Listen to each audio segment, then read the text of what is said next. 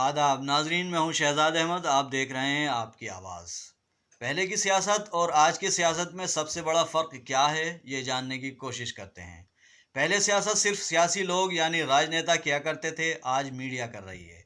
Anchor राजनीति और राजनेताओं का साथ बड़ी ही चतुराई से दे रहे हैं। ऐसा इसलिए क्योंकि मीडिया एक माध्यम है जो लोगों तक सूचना पहुंचाता है। पिछले कुछ सालों में इलेक्ट्रॉनिक मीडिया ने विपक्षी नेताओं का और पार्टी का चरित्र हनन और झूठ फैलाने का काम बखूबी किया है, और अब इस काम में और तेजी देखी जा रही है। मसलन जब एक चैनल का एंकर जब ये कहता है कि भीड़ सिर्फ मस्जिद के पास क्यों इकट्ठा हुई, तब ये खबर सांप्रदायिकता लिए हुए थी। एंकर सीधा सीधा राजनेता और पार्टी का काम आसान कर देता है। ऐसा मुख्यधारा के सभी चैनल कर रहे हैं। एंकर रोज शाम को आते हैं और कुछ भी बोल जाते हैं, और जनता के पास इतना समय कहाँ होता है कि वो फैक्ट यानी सच्चाई चेक कर सकें। जनता फट से ये तय कर लेती है कि एंकर सही कह रहा होगा, भले ही चिल्ला रहा है मगर सही कह रहा होगा। मगर सच्चाई ये है कि एंकर जनता को उस अंधेरे में भेज रहा होता है जहां उसका भविष्य सिर्फ बर्बादी और गुलामी है। ऐसा ही कुछ इन दिनों मीडिया संस्थानों के एंकर कर रहे हैं। महाराष्ट्र में रिपब्लिकन चैनल के विवादित एंकर और मालिक अर्नब गोस्वामी पर चरित्र हनन करने पर मामला दर्ज हुआ। वहीं न्यूज़ 18 के एंकर अमीश देवगन पर झूठ फैलाने को लेकर पुलिस ने मामला दर्ज किया है। जी न्यूज़ के संपादक और डीएनए टेस्ट करने वाले सुधीर चौधरी पर भी केरल की पुलिस ने मामला दर्ज कर लिया है। सुधीर चौधरी का वैसे भी जेल से पुराना नाता रहा है। इन मामलों के दर्ज होने की सिर्फ एक वजह है, वो है सूचना के बदले नफरत का प्रचार प्रसार और उसे ज़बरदस्ती जनता और देश को सच बताने का ढोंग करना।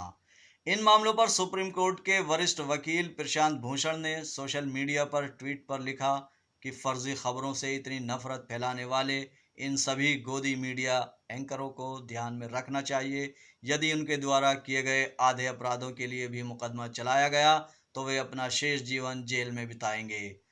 अब जेल जाएंगे या फिर से नफरत फैलाएंगे, ये तो आने वाला समय ही तय करेगा।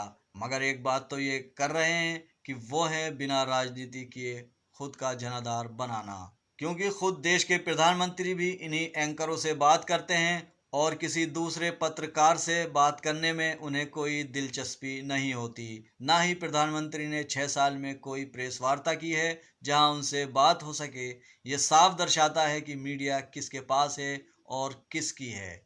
ऐसे वक्त में जब कोरोना वायरस से पैदा हुई सूरत हाल बेकाबू होती जा रही है, तो राज्य सरकारों में एक नया वायरस बेहद तेजी से फैलता जा रहा है। ये वायरस मजदूरों को गुलामी की तरफ धकेलने का काम करेगा। 6 राज्यों ने 40 से ज़्यादा केंद्रीय श्रम कानूनों को अपने प्रदेशों में 3 साल के लिए निलंबित करने का असंवैधानिक और मजदूर विरोधी फैसला ले लिया, जिसके चलते मजदूरों से उनके बहुत सारे अधिकार छीन लिए जाएंगे, जबकि उनसे काम लेने वालों को लूट की खुली छूट मिल जाएगी। मजदूरों की हालत 100 साल पहले जैसी हो जाएगी, यानी वे दास प्रथा वाले युग में पहुंच जाएंगे। मध्य प्रदेश में भी इसी तरह का फैसला ले लिया गया है। वहां शिवराज सिंह ने फैक्ट्री मालिकों को 8 घंटे के बजाय 12 घंटे काम लेने का अधिकार दे दिया है। उत्तर प्रदेश सरकार भी ऐसा ही अध्यादेश लेकर आने वाली है। श्रम कानूनों को ताक पर रखने की शुरुआत 5 मई को मध्य प्रदेश से हुई। 2 दिन बाद इस वायरस ने उत्तर प्रदेश और गुजरात को अपनी चपेट में ले लिया। फिर 10 मई को ओडिशा, महाराष्ट्र और गोवा की सरकारों ने भी मजदूरों का शोषण करने के लिए सारे रास्ते खोलने का ऐलान कर दिया। दिलचस्प बात यह भी है कि जिन राज्यों ने चुटकी बजाकर जिस ढंग से अध्यादेश जारी करके केंद्रीय श्रम कानूनों को निलंबित करने का रास्ता चुना, उसे संसद ने बरसों की मशक्कत और अनुभव से तैयार किया था। इसलिए राज्यों का फैसला एक तरफा नहीं हो सकता। उनके अध्यादेश को केंद्र सरकार की रजामंदी के साथ राष्ट्रपति की मंजूरी भी चाहिए। तो क्या राष्ट्रपति रामनाथ कोविंद 6 राज्य सरकारों के असंवैधानिक अध्यादेश पर दस्तखत करने से मना कर सकते हैं? शिवराज सिंह चौहान, योगी आदित्यनाथ, विजय रूपाणी और प्रमोद सावंत जैसों की हिम्मत नहीं हो सकती कि वे अपनी मर्जी से इतना बड़ा फैसला ले सकें। नवीन पटनायक भी बीजेपी की बी टीम वाले नेता माने जाते हैं, लेकिन ये बात समझ से परे है कि कांग्रेस और एनसीपी की बैसाखियों पर सवार उद्धव ठाकरे को बीजेपी जैसा काम करने की क्या ज़रूरत थी। पूर्व केंद्रीय मंत्री यशवंत सिन्हा गाहे बगाहे प्रधानमंत्री नरेंद्र मोदी और उनकी सरकार पर हमले करते रहते हैं। इस बार उन्होंने कोरोना संकट के दौरान प्रवासी मजदूरों की दुर्दशा के हवाले से मोदी सरकार को भारतीय इतिहास की सबसे असंवेदनशील सरकार करार दिया। उन्होंने ट्वीट पर लिखा कि मजदूरों को मरने के लिए छोड़ दिया गया, जो सीधे सीधे जिम्मेदारी से भागने जैसा है।